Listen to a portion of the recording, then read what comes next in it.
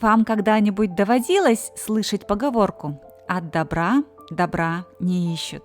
Знаете ее значение? В сегодняшнем видео мы поговорим именно об этом, как я не искала добра от добра, но оно все равно само меня нашло. Привет, друзья! Вы на канале Классика орхидейного жанра. В сегодняшнем видео мы продолжим тему влияния изменений условий содержания и ухода на пышность цветения орхидей. Если вы только-только присоединились к каналу, то я вам расскажу, что этот цикл видео представляет собой несколько видео, в которых я фиксирую изменения цветения в зависимости от улучшения или ухудшения условий содержания и ухода за орхидеей. Если вы захотите ознакомиться со всеми видео этого цикла, ссылки на них я, как всегда, оставлю в первом закрепленном комментарии под видео и в описании к нему. И если в первом видео этого цикла я ухудшила условия содержания и уход за орхидеей и получила скудное цветение вместо шикарного, во втором видео я улучшила условия содержания и уход и получила цветение в несколько раз более пышное, то в сегодняшнем видео мы посмотрим, что будет, если создать для орхидей идеальные условия выращивания, подобрать самый правильный и оптимальный уход и ничего не менять ни зимой, ни летом.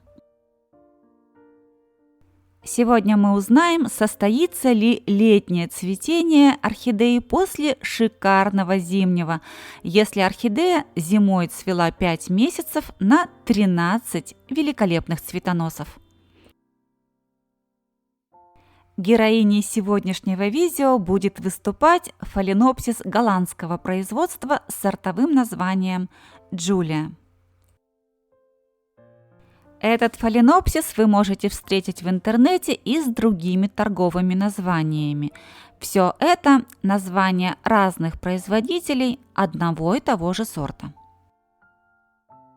Об этой орхидее на канале уже 3 видео, и все они хранятся в 2 плейлистах: фаленопсисы «Вопросы по уходу» и голландские сортовые орхидеи. А теперь давайте я начну рассказ, как всегда, обо всем по порядку.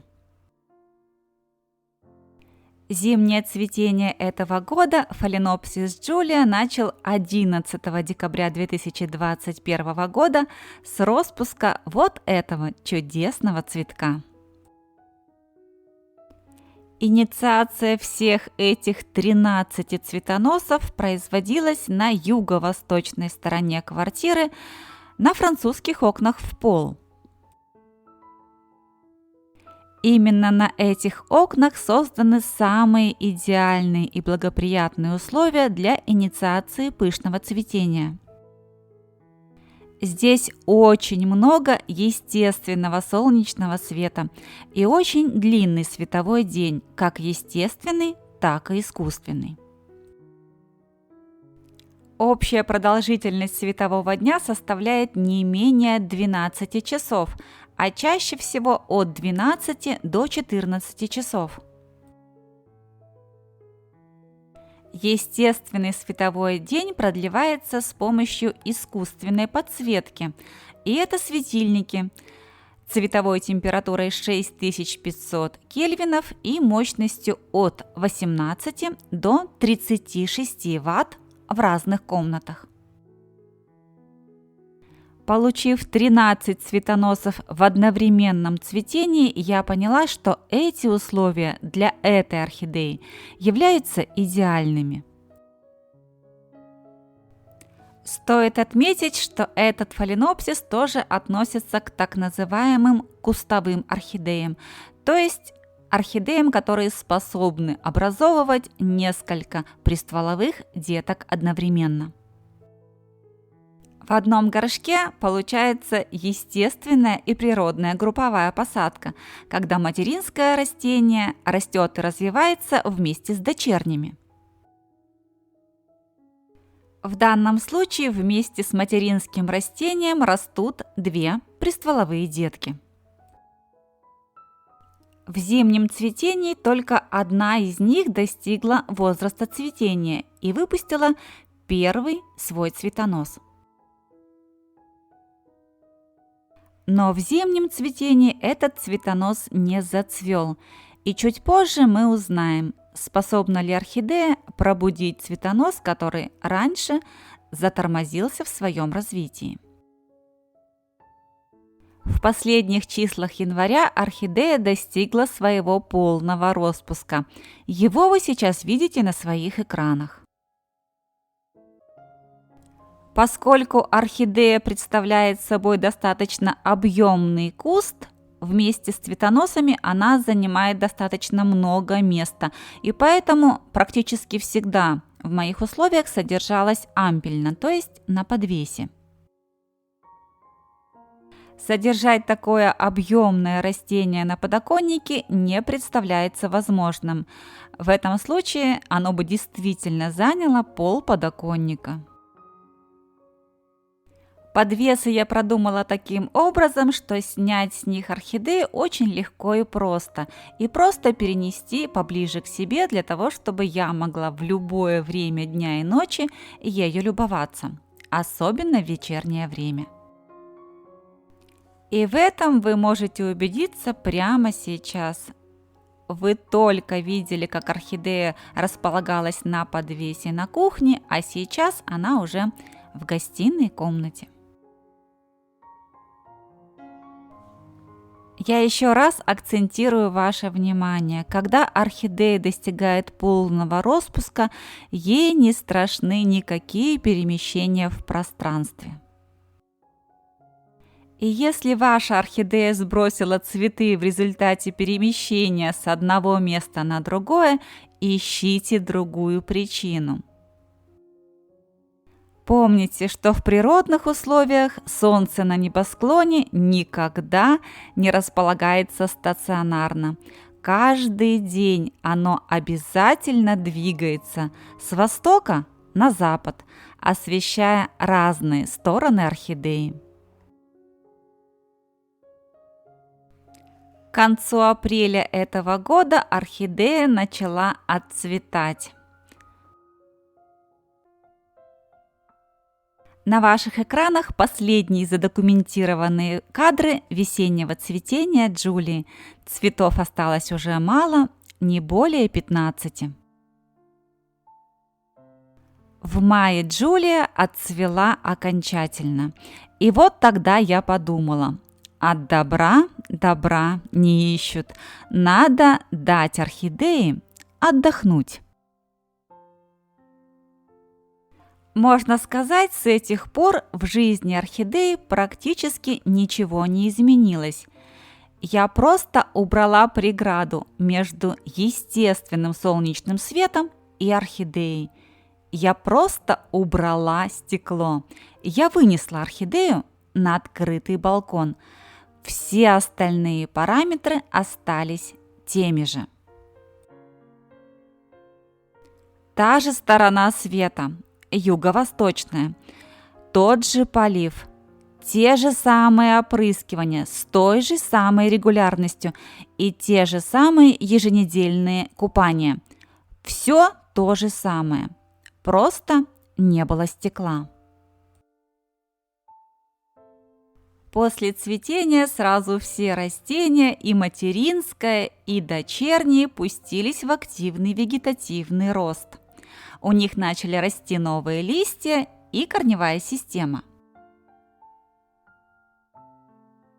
Акцентирую ваше внимание, что фаленопсис Джулия точно так же, как и фаленопсис Мастерпис, относится к орхидеям с револьверным типом цветения. А это значит, что способны активировать кончики своих цветоносов несколько раз подряд. То есть процветать с одних и тех же цветоносов, можно сказать, бесконечное количество раз. В качестве эксперимента я все сделала наоборот. Я обрезала Джулии все цветоносы. Хотите посмотреть, что из этого получилось? На каждом обрезанном цветоносе Джулии стали пробуждаться меристемные почки. И не по одной, а по нескольку. Проснулся ранее затормозившийся в своем развитии цветонос детки. Вон он, внизу. Признаюсь, я была поражена, ведь с момента окончания прежнего, очень пышного зимне-весеннего цветения прошло не более месяца. А потом я увидела и новые цветоносы, причем из тех же пазух, из которых ранее появлялись цветоносы зимнего цветения. Сначала я подумала, что это корень, но нет. Как показала в дальнейшем практика, это были цветоносы. Дальше события и вовсе развивались стремительно, и к началу июля на Джулии набухли первые бутоны. В летний период в нашей широте орхидеи на открытом балконе я задержу без досветки. А теперь давайте еще раз пройдемся по мифу, что в результате попадания воды на цветок орхидеи она быстро отцветает. Еще раз и по слогам. Это миф. Вода может попадать на цветок орхидеи с какой угодно стороны. Сбоку, сверху, сзади. Главное, чтобы она не попадала в анфас, в самый центр цветка, в колонку, там, где содержится пыльца орхидеи. Первый цветок летнего цветения фаленопсиса Джулия раскрылся 16 июля этого года. Орхидея в полном распуске до сих пор. При этом абсолютно у всех розеток продолжился листовой рост и активный корневой рост. И к тому времени я уже потеряла счет вновь пробудившимся меристемам на цветоносах. Когда на орхидее стало распускаться все больше и больше цветов, и она стала привлекать несметное количество насекомых на балконе, я занесла ее внутрь. Та же самая юго-восточная сторона, постоянно открытая дверь на балкон, и стекло не разделяло орхидею и естественный солнечный свет. А теперь немного о мистике. Было полнолуние, я сделала вот эти кадры вот на этом самом месте и отправила эти кадры полюбоваться другим. На утро я услышала дикий грохот. Орхидея упала с этого подвеса, порвав цепи, прочные цепи, на которых она висела.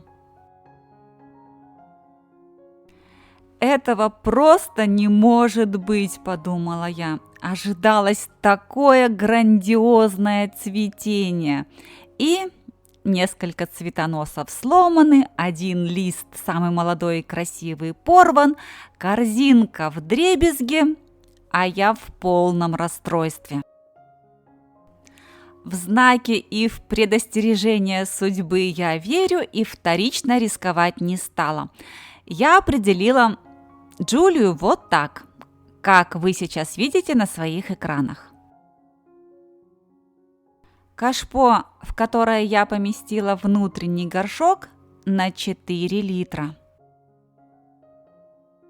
Поскольку несколько цветоносов с одной стороны сломались, Джулия с горем пополам встала на подоконник шириной 17,5 см при открытой створке окна. В этом же кашпо Джулия поливается замачиванием. Я наполняю 4-литровое кашпо водой, проливом, а затем оставляю Джулию в этом кашпо на несколько часов. У Джулии очень своеобразная и мощная корневая система. Корни растут буквально по всему стволу, и поэтому моя задача напитать абсолютно все корни, даже те, которые уже не могут пробиться в субстрат. А теперь давайте я покажу вам крупным планом 2 цветоноса из одной листовой пазухи. И отвечая на вопросы зрителей в комментариях, скажу: ну, конечно, такое бывает. И не только у кустовых фаленопсисов, у любых фаленопсисов может вырасти 2 цветоноса из одной листовой пазухи. Фаленопсисы вообще способны творить чудеса, если для них создать оптимальные и благоприятные условия и обеспечить их должным уходом. Ну а теперь пришло время полюбоваться летне-осенним цветением фаленопсиса Джулия сезона 2022. Полюбоваться, проанализировать и сделать выводы. При создании благоприятных условий и обеспечении должного ухода фаленопсис способен цвести и зимой, и летом одинаково пышно, практически без перерыва. Для этого орхидеи не нужны дорогущие удобрения, активаторы, стимуляторы, фитогормоны и прочие химические составляющие. Ведь всем этим я не пользуюсь в уходе за орхидеями. Если вы готовы мне что-то возразить, пожалуйста, покажите аналогичное цветение фаленопсиса Джулия, которое стало возможно благодаря химическим средствам в уходе за орхидеями. Я бы хотела на это взглянуть. А теперь вопрос к любопытным. С февраля этого года я провожу еще один эксперимент по содержанию вновь купленного фаленопсиса в среднестатистических условиях обыкновенного любителя орхидей, без досветки, без пересадки, со стандартными поливами и со стандартными ошибками. Если вы хотите посмотреть, что стало с этим фаленопсисом за прошедшие 8 месяцев, напишите в комментариях под видео «Хочу обрыдаться». И если желающих посмотреть на это будет достаточно много, я сделаю видео и покажу вам, что бывает в рамках одной и той же квартиры с растениями, для которых условия не созданы, а уход должный не обеспечен. Напоминаю, кодовое слово для комментариев – обрыдаться. Ну а пока вы пишете комментарии, я напомню вам, что 19 минут вы провели на канале «Классика орхидейного жанра». И если вам понравилось это видео, если вы захотите вернуться на канал вновь, поставьте, пожалуйста, пальчик вверх под видео, подпишитесь на канал.